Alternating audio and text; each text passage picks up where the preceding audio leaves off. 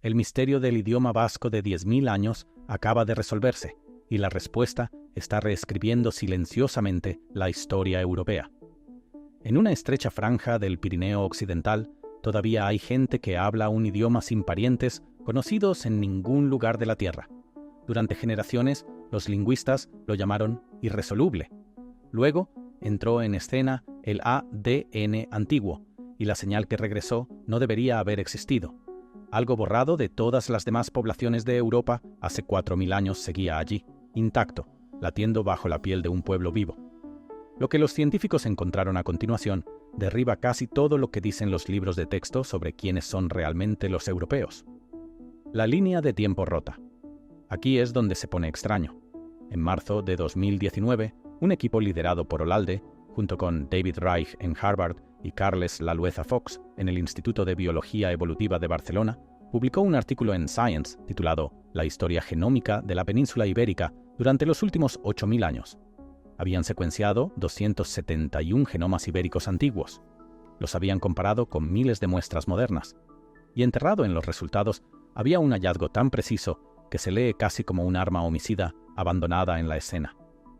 Alrededor del 2000 a.C., una oleada de personas descendientes de pastores de la estepa póntica, los Yamnaya, irrumpió en la península ibérica. En unos pocos cientos de años, aproximadamente el 40% de la ascendencia de la península había sido reemplazada. Casi el 100% de sus cromosomas ya había sido reemplazado. Los hombres que habían vivido allí, cultivado allí, enterrado a sus muertos allí, prácticamente desaparecieron del registro genético. Esto no es interpretación, es aritmética. Excepto en un lugar. Cuando Olalde hizo zoom en la esquina noroccidental de la península, en la región franco-cantábrica que acuna el actual País Vasco, el patrón se rompió. La señal de la estepa estaba allí, pero estaba atenuada, parcial, amortiguada. Y cuando el equipo comparó a los vascos modernos con sus antepasados de la Edad del Hierro de los mismos valles, la continuidad era casi inquietante. El artículo lo expresó en prosa cuidadosa y académica. Los vascos actuales, concluyeron, se describen mejor como una población típica de la Edad del Hierro que nunca fue golpeada por los eventos de mezcla que reformaron el resto de la península ibérica. Léelo de nuevo, porque la implicación es enorme. La versión de los libros de texto sobre la prehistoria europea dice algo así. Una serie de migraciones barrió el continente. Cazadores-recolectores, luego agricultores de Anatolia, luego los Yamnaya con sus lenguas indoeuropeas. Cada oleada sobrescribió a la anterior. Los europeos modernos son el resultado de esa sobreescritura, casi universalmente. Ese era el modelo. El genoma vasco no encaja en ese modelo. Y como no encaja, el modelo mismo se agrieta. No metafóricamente, estructuralmente. El artículo de 2019 demostró que una pequeña población, escondida detrás de una cordillera, se mantuvo lo suficientemente cerca de sus ancestros preesteparios como para que el idioma que habla hoy pueda razonablemente rastrearse a través de esa continuidad genética durante miles de años. Posiblemente 10.000. Ese es el hallazgo. Eso es lo que acaba de cambiar. La colega de Olalde, Vanessa Villalba Mouco, del Instituto Max Planck de Antropología Evolutiva, ha descrito el ADN antiguo ibérico como un campo lleno de estas sorpresas. Esta no se suponía que fuera demostrable. Durante décadas, el origen del idioma vasco, una lengua llamada lengua aislada, porque no tiene parientes conocidos en ningún lugar de la Tierra, fue tratado como un misterio permanente, del tipo sobre el que los académicos se encogen de hombros.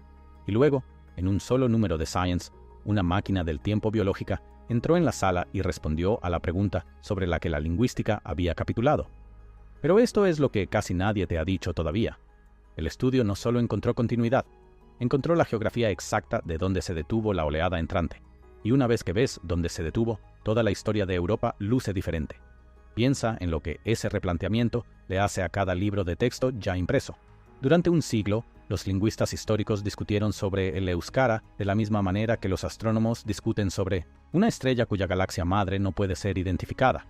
Las teorías se multiplicaron. La hipótesis vascónica, que afirmaba que el euskara era el último fragmento de una familia lingüística preindoeuropea, que una vez cubrió gran parte de Europa occidental. La conexión ibérica, apuntando al sur hacia el Mediterráneo español. La conexión caucásica, saltando a través del continente hasta Georgia. Ninguna se asentó, porque el rastro lingüístico se agotaba hace unos 2000 años en las inscripciones de la época romana de una lengua llamada aquitano. y más allá de eso, solo había silencio. El artículo de 2019 no respondió a la pregunta lingüística directamente. Respondió a algo más grande. Nos dijo que las personas que hablaban el ancestro del euskara en el 2000 a.C. eran, en un grado sorprendente, las mismas personas cuyos descendientes lo hablan ahora. Esa continuidad por sí sola hace más para resolver el misterio que todas las teorías lingüísticas de los últimos 200 años combinadas. Algo rápido antes de profundizar. Si has llegado hasta aquí, suscríbete. No por costumbre, sino porque lo que estás a punto de ver a continuación, la geografía específica donde un idioma de 10.000 años fue silenciosamente salvado del borrado, es exactamente el tipo de historia que el algoritmo entierra a menos que le digas que no lo haga. Un clic mantiene vivos hilos como este. Volvamos a la oleada. La oleada se rompe. Quédate conmigo, porque esta es la imagen sobre la que pivota todo el guión. Hace unos 5.000 años, algo dramático le sucedió a Europa. Una población de pastores nómadas de la estepa póntica, las vastas praderas que se extienden al norte del Mar Negro, comenzó a moverse hacia el oeste en cantidades enormes. Estos eran los Yamnaya. Tenían caballos, tenían carros, tenían economías lácteas y túmulos funerarios y casi con certeza la lengua ancestral de la que descenderían eventualmente el inglés, el español, el francés, el alemán, el ruso, el hindi y docenas de otras. No simplemente migraron, sobreescribieron. En unos pocos miles de años, la ascendencia Yamnaya se había superpuesto al ADN de casi todas las poblaciones entre Irlanda y los Urales. Donde quiera que fueron, las personas que ya vivían allí fueron absorbidas, desplazadas o reemplazadas reproductivamente. Los cazadores-recolectores que habían pintado Lascaux, los agricultores anatolios que habían construido las primeras aldeas de Europa, los constructores de megalitos que habían levantado Stonehenge. Sus monumentos permanecieron, sus idiomas no, con, como confirmó el equipo de Olalde, una excepción extraordinaria. Piensa en lo que eso significa. En la península ibérica, específicamente, el artículo documentó un reemplazo casi total del cromosoma Y. Esa es la huella genética de un grupo de hombres, generación tras generación, engendrando hijos, mientras que otro grupo de hombres, generación tras generación, no. Lo que sea que sucedió fue una aniquilación demográfica en la línea paterna. Y sucedió casi en todas partes de la península, excepto en los Pirineos. Los Pirineos no son un telón de fondo escénico. Son una de las barreras naturales más formidables de Europa. Un muro de 480 kilómetros de picos y valles profundos que corre entre lo que hoy es España y Francia, atravesado por pasos estrechos que pueden quedar bloqueados por la nieve durante meses al año. Para una cultura nómada de pastores que arrastraba carros y ganado, las rutas fáciles estaban al sur a lo largo del Mediterráneo o al norte a través de la llanura de Aquitania. La esquina occidental escarpada, donde las montañas caen al Atlántico, no era terreno fácil. No valía la pelea. La oleada encontró canales más rápidos, y las comunidades en esos valles occidentales, las que ya hablaban el ancestro del vasco moderno, no fueron arrolladas, fueron evitadas. Esa es la imagen. Una ola gigante de genes e idioma rodando a través de todo un continente, remodelando el ADN de casi todas las personas vivas en Europa hoy, y rompiéndose contra una cordillera en una esquina de una península, perdiendo su fuerza, filtrándose pero no derramándose. Y al otro lado de ese muro de montañas, una Europa más antigua, pequeña, tenaz, gramaticalmente intacta, seguía silenciosamente en pie. Por eso sobrevivió el idioma vasco y ningún otro idioma preindoeuropeo de Europa occidental. No porque la gente fuera de alguna manera especial, porque la geografía resistió, y la gente resistió, y los dos juntos formaron un refugio lo suficientemente profundo como para sobrevivir a la tormenta. Algo en eso debería hacerte detenerte y respirar. La oleada no se perdió los Pirineos por siglos, se los perdió por kilómetros. Mueve las montañas 100 kilómetros al este, y probablemente no hay idioma vasco hoy. Toda la memoria lingüística pre-Yamnaya de Europa occidental existe solo gracias a un pliegue específico de roca en una latitud específica. Así de cerca estuvo la humanidad de perder esta voz por completo. Olalde y el equipo podían ver todo esto en los datos, pero el ADN solo te dice que algo sobrevivió. Para escuchar lo que sobrevivió, tienes que escuchar el idioma mismo, y cuando lo haces, la gramática cuenta la misma historia. Fósil viviente. El idioma tiene un nombre, euskara, y párate en cualquier lugar del País Vasco hoy y lo escucharás. Aproximadamente 714.000 personas lo hablan como lengua materna, alrededor de 663.000 en el lado español y poco más de 51.000 en el lado francés. Eso es alrededor del 27% de la población vasca total, una minoría dentro de una minoría. En España tiene estatus oficial en la Comunidad Autónoma Vasca y en partes de Navarra. En Francia no tiene reconocimiento oficial en absoluto. Pero olvídate del estatus por un momento, olvídate de los números, escucha la estructura. El euskara es lo que los lingüistas llaman una lengua ergativo-absolutiva. Esa sola frase técnica es lo más cercano que tenemos a un fósil. Aquí está el porqué.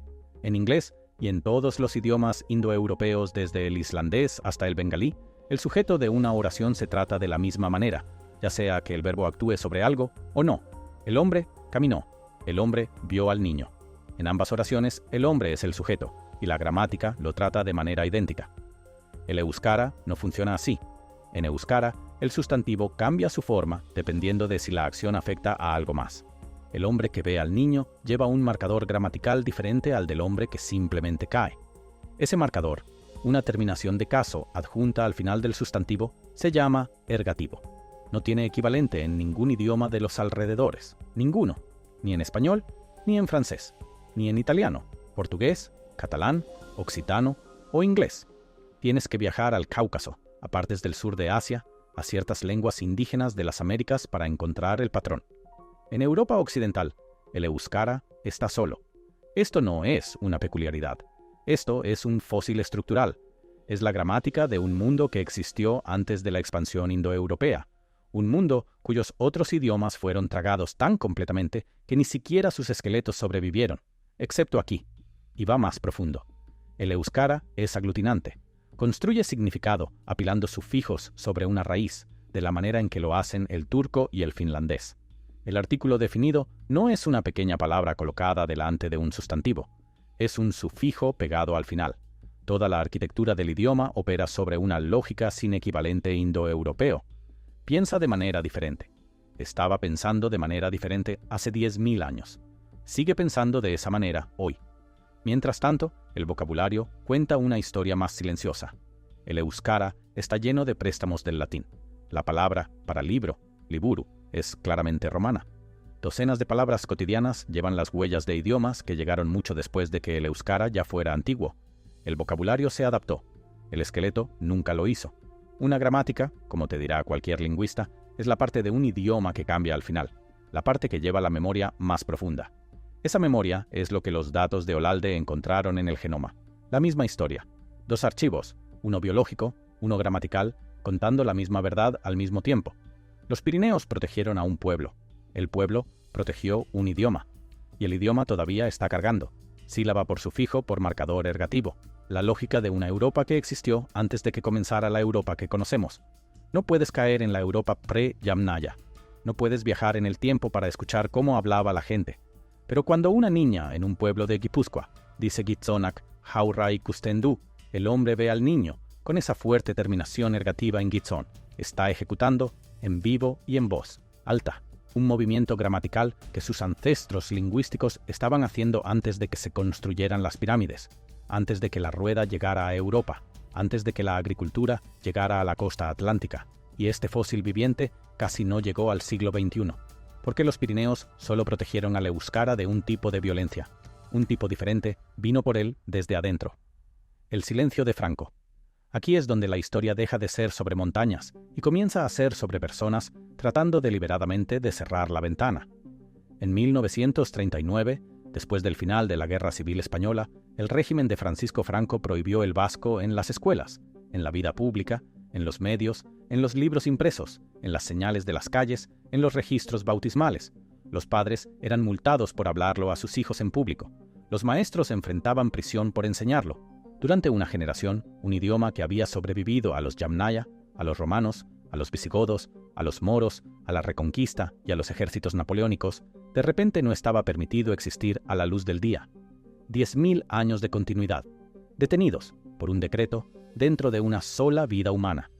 El euskara no murió, se retiró, a las cocinas, a las casas de campo, a los cuentos susurrados antes de dormir, a los recuerdos privados de abuelos que lo hablaban en casa y prohibían a sus nietos repetirlo en la escuela, porque el precio de que un niño se equivocara en público no era abstracto, era concreto.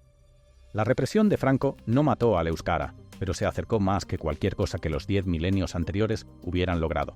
Cuando el control comenzó a aflojarse en la década de 1960, comenzó una operación de rescate. Las escuelas en euskara, llamadas ikastolak, reabrieron, a menudo clandestinamente al principio, enseñando a los niños a través del idioma del que el Estado había pasado una generación tratando de separarlos. En 1968, Euskaltzaindia, la Real Academia de la Lengua Vasca fundada en 1919 y con sede en Plaza Barria 15 en Bilbao, asumió el enorme trabajo de estandarizar los dialectos fracturados en una forma escrita común. Ese estándar se llama Euskara Batua, vasco unificado. Fue desarrollado a finales de la década de 1960 por académicos que trabajaban bajo constante presión política, y le dio al idioma, por primera vez en su existencia, una única columna vertebral escrita que podía enseñarse, imprimirse, transmitirse y defenderse. Andrés Urrutia, un notario de Bilbao que ha servido como presidente de Euskaltzaindia desde 2005, ha pasado 2 décadas en esa sede supervisando el trabajo continuo de mantener viable el euskara en un siglo digital.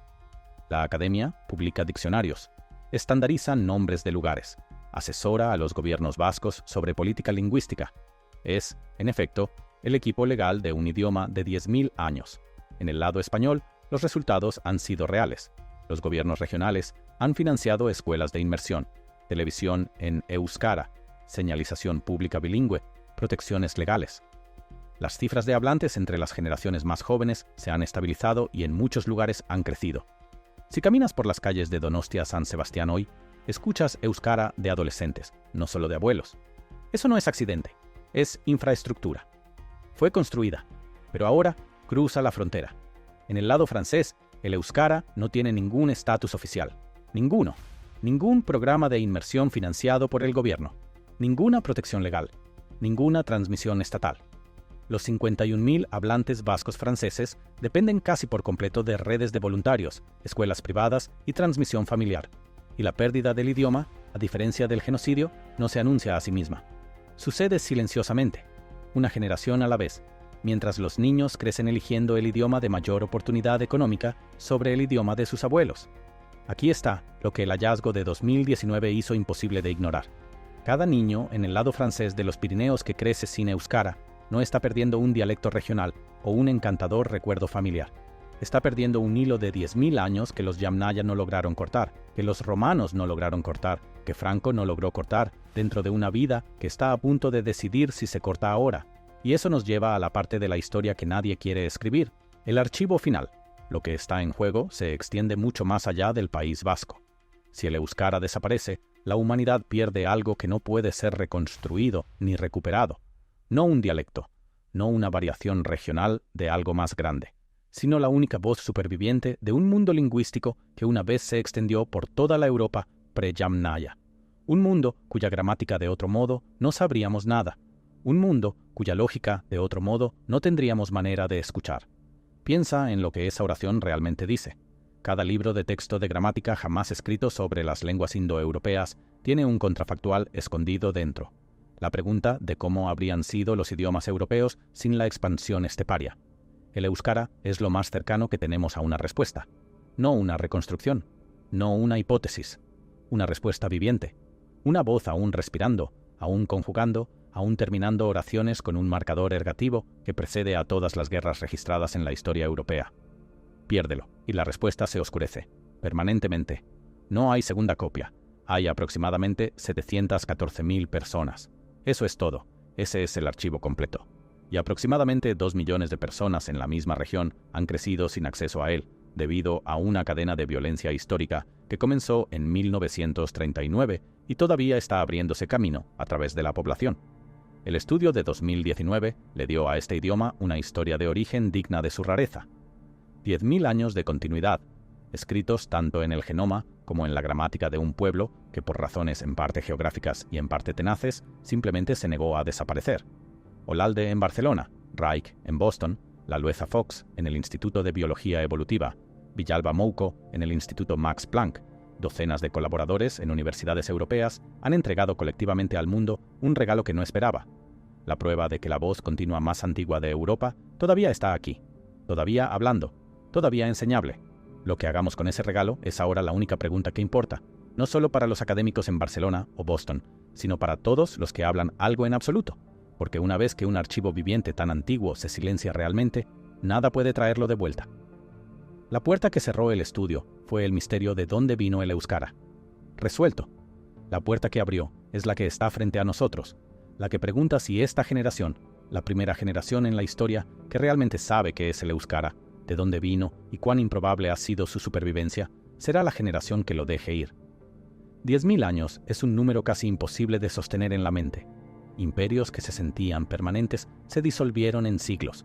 Idiomas que una vez dominaron continentes hoy son conocidos solo por especialistas. Y sin embargo, en una compacta franja de montañas entre España y Francia, algo perduró.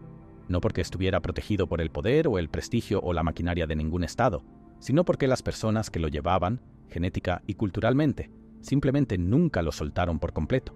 Los Yamnaya se rompieron contra los Pirineos. Franco se rompió contra las cocinas.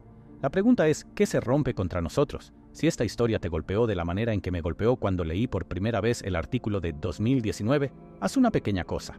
Comparte este video con la persona en tu vida que todavía se emociona silenciosamente con la idea de que el mapa de la historia humana no está terminado de dibujarse. Y mantente suscrito, porque la próxima semana estaremos tirando de otro hilo que lleva a algún lugar que no esperarás. 10.000 años de silencio acaban de empezar a hablar.